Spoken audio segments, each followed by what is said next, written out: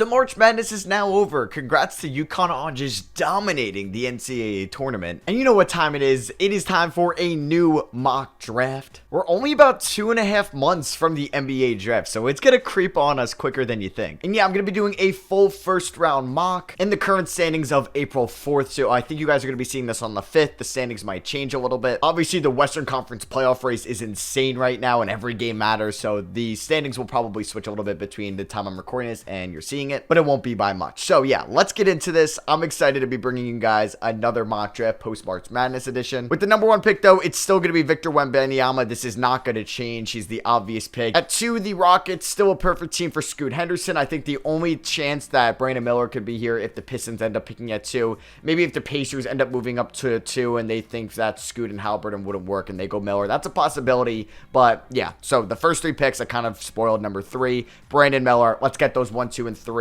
out of the way. They're the top 3 players in the draft, in my opinion. I think it's pretty much a lock to be the top 3 in the draft. Like, we're going to have Wemby at 1, and then Miller and Scoot at 2 and 3, depending on the order. Maybe a team falls in love with Jarace Walker or a Thompson twin, but I don't think anybody's going to surpass those 3 guys. So here's where the draft kind of starts. At number 4, we have the Charlotte Hornets. I'm still going to go Jarace Walker over Amen Thompson. I don't think that they would add Amen Thompson next to LaMelo Ball. Maybe they look at a Sword Thompson, just more of a wing style player. Amen could demand the ball in his hands a little bit more, be less of a cutter or a slasher. So I'm going to go Jarace Walker. PJ Washington might not be there for a while. You can have Walker and Mark Williams / Nick Richards in your front court for a while. I'm a big fan of that. I like that. Let's have Walker go to the Hornets at 4. This leaves us to the Trailblazers at 5. Yeah, they're picking this high in the draft. Shaedon Sharpe has been playing out of his mind, so he might hurt the Blazers stock between now and the draft. Amen Thompson, I think at 5, you take him here. This helps maybe trading Damian Lillard a little bit more because he could be your franchise point guard or somebody you're going to build around at the 1 post Damian Lillard. Is he ever going to be as good as Damian Lillard? No, that's definitely not as high as his ceiling can be, but he could be somebody you could build around along with Anthony Simons and Shaedon Sharpe and the assets you get in return for Lillard. Because, like, come on, Portland. Like, trade Damian Lillard. Now, they could eventually trade down in the draft and look to get maybe a player and a pick or multiple picks and still build around Lillard, but I don't know. You just got to go in a different direction. With the 6th pick, we're going to have the other Thompson twin, a Sword Thompson here. You'd have Halliburton, Nembhard, Thompson, Mathurin, and Miles Turner. That's fun. They could also be in the power forward market. I think if they drop a little bit, they could be a good Taylor Hendricks team. I mean, if Jarace Walker fell to them at 6, I think that has to be the pick for them, and you would have Walker and Turner in your front court. But I mean, Halliburton can shoot, Mathurin can shoot, Nembhard can shoot. You can live with a Sword Thompson's weakness on the perimeter and wait for time and be patient for him to develop that 3-point shot. At 7, we have the Washington Wizards. I don't really want them taking Cam Whitmore, another wing. They could look at this department, but I'm going to have them take Anthony Black, somebody that can help their defense on the perimeter in that backcourt. You would have Black, Beal, Avdia, and then you could have KP and Kuzma or something like that, or it would be Kuzma, KP. Or hey, listen to me. You trade Bradley Beal, even though there's a no trade clause, and I don't think anybody would trade for him, but that would be fun. Like, you would have a Black, Kispert, Avdia, Kuzma, KP. That's funner. If Kuzma leaves, you have Black, Beal, Kispert, Denny, and KP, or just some type of that formation. Black can help out your defense and maybe be that point guard that you need next to Beal that you really haven't had since Russ was traded away. On to 8 with Orlando. I think you just go best player available for the Magic, and that is Cam Whitmore. I'm a little wary about his shot, especially being able to space the floor around Franz and Paolo in Orlando. But I think you go with somebody that could be a nice scorer for your second unit, and you just take the best player available there at 8 because you have another first-round pick as well, eventually from the Chicago Bulls. So now we're on the clock with the Utah Jazz, who had a solid season. And I think like Taylor Hendricks could potentially be the pick here. Cason Wallace to look at that point guard potential option. We know how good Jordan Hawkins has been throughout the tournament. So yeah, there's 3, or I'd say even 4 players I would love for them. Cason Wallace, Grady Dick, Taylor Hendricks, or Jalen Hood-Schifino. And man, just like the idea of putting Taylor Hendricks between Lauri Markkanen and Walker Kessler gets me going. Like, that would be so much fun to watch, and I think that could potentially be the pick for them here. Yeah, you know what? There's a lot of good point guards in the NBA. You still have Sexton. You're paying him a lot of money. Let's go with Taylor Hendricks, man. Let's have him be the 9th overall pick. He could space the floor. He could defend. And yeah, like I said, Markkanen, Hendricks, Kessler. Oh my God, chef's kiss there. That would be so entertaining. We have the Dallas Mavericks at 10. Crazy. They're going to be keeping their first round pick, it looks like. If it's top 10, they keep it. If not, it goes to the Knicks. But right now at 10, I think Kyrie is going to leave. You need some floor spacers. You need some defenders as well. Like Anthony Black could be a solid pick here for them. You could look at Cason Wallace as well, who is a good defender.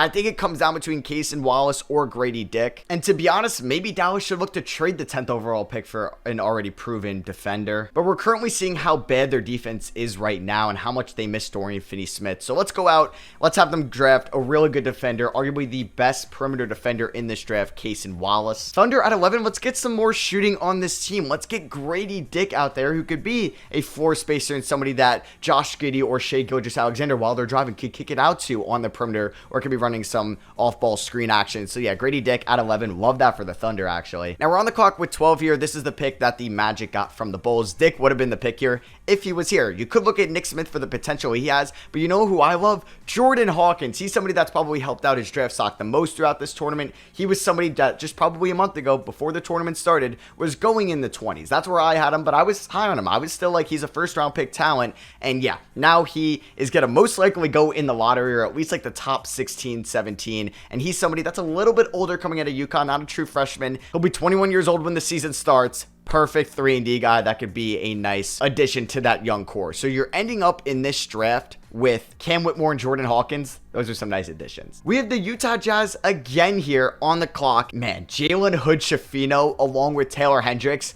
Oh my God. Yeah, so that's the Minnesota Timberwolves pick. So they're probably praying that they end up not making the playoffs so they can get another lottery pick. And getting Jalen Hood-Schifino and Taylor Hendricks would be huge. We're on to the Raptors here at 14. I'm going to end the lottery with Nick Smith, somebody that has a lot of question marks because he was hurt for the Razorbacks this season. He had a couple injuries and he didn't play well throughout the tournament, but the potential is there. You get him in an NBA development staff, and I think at pick 14, you're not risking a ton. You're not reliant on him because you still have Scotty Barnes and Siakam. You're hoping to bring back Fred VanVleet. You have Anunoby, and then we'll see what they do with Gary Trent, but I think Nick Smith could be a good successor down the line to Fred VanVleet. 15 here, I'm going to have the Atlanta Hawks take Keontae George. I'm not a huge fan of George's game, but he definitely has a high ceiling, and that's something Atlanta could be looking for. They need to improve their bench, and maybe they go for somebody a little bit more NBA ready, like a Bryce Sensabaugh or a Noah Clowney or a Kyle Filipowski, but I think Keontae George at pick 15 is worth the risk to take him there. We're on to 16 here with the New Orleans Pelicans.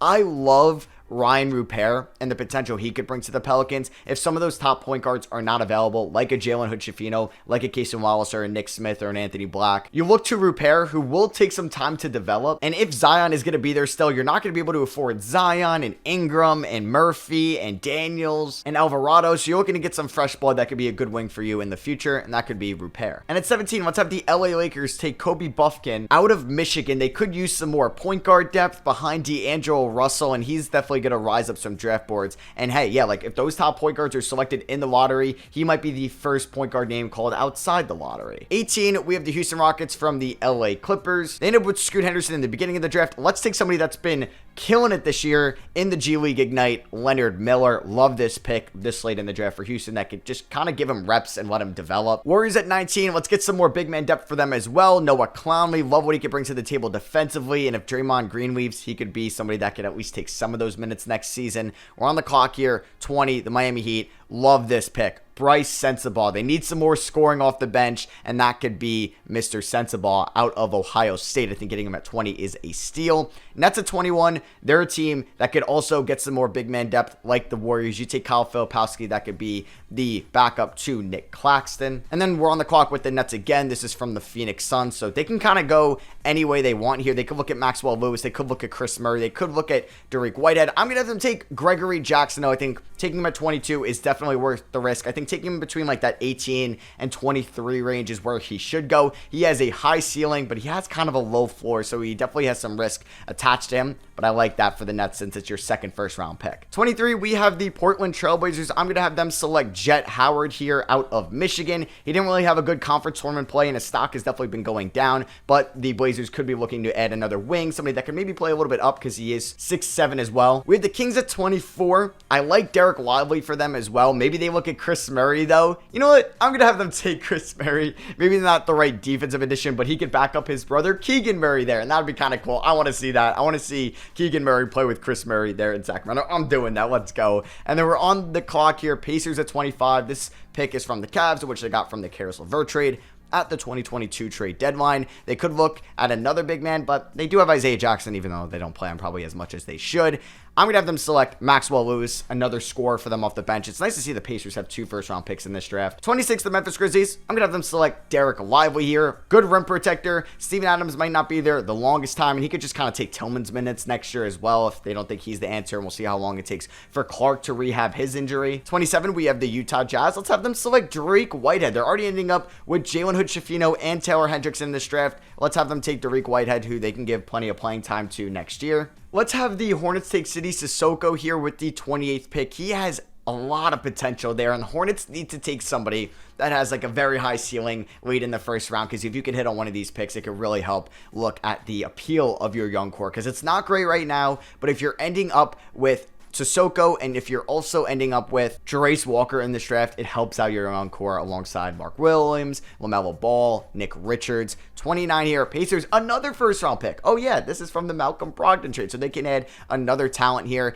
I kind of like a more like older player in this class, because you're already ending up with Maxwell Lewis and Asor Thompson. Let's have them take Marcus Sasser, the senior out of Houston. He could be a good defensive point guard coming off the bench. And with the last pick in the first round, we have the LA Clippers from the Milwaukee Bucks. I believe this pick went to the Rockets in the PJ Tucker trade, and then this Eric Gordon trade this year, I think, swapped those picks. So yeah, we're gonna have the Clippers probably go somebody that has a little bit of potential. I like James Najee here. I think that's solid value. You could look at Terquavion Smith as well. I think those are 2 potential guys, because, you know, maybe they don't bring back Mason Plumlee, and he could be the backup to Zubats, and that's who I'm going to have them select, James Najee. So this is my post-March Madness first round mock draft. I absolutely love what the Jazz get out of this in Hood-Schifino and Derek Whitehead and Taylor Hendricks. I like the Mavericks getting Cason Wallace as well, who could really help out their defense. Nick Smith falling to the Raptors at 14. Magic ending up with Jordan Hawkins and Cam Whitmore is super fun. I like Kobe Buffkin going to the Lakers there at 17. Rockets ending up with Leonard Miller there at 18. And the Heat ending up with Bryce Sensabaugh. And then you also have the Nets getting Gregory Jackson. There's some picks I love here. So let me know what you guys think of this mock draft in the comments below.